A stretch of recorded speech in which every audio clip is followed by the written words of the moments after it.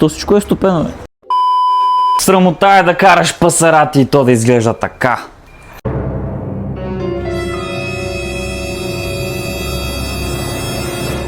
Нека да замерим стойностите с нашия луксометър. Най-високата стойност, която измерваме е 1390. 1400 лукса. Време е да променим това. Започваме с левия фар.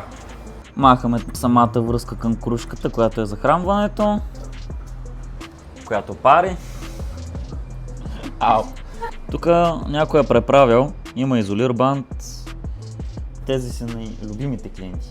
Време е да сложим от нашата нова LED система H730 W и да преобразим това Пасарати. Ето така изглежда едната от двете крушки в комплекта. Те върват с камбус. Самата LED крушка си има вентилатор, така че да поддържа леки температури в самия фар. Сега ще ги сложим. Вкарваме до край крушката, за да сме сигурни, че ще свети както трябва и да е стабилно.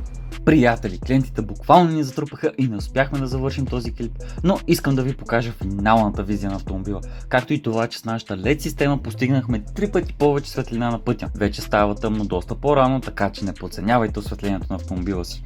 Очакваме ви в нашите монтажни центрове в София и Пловдив.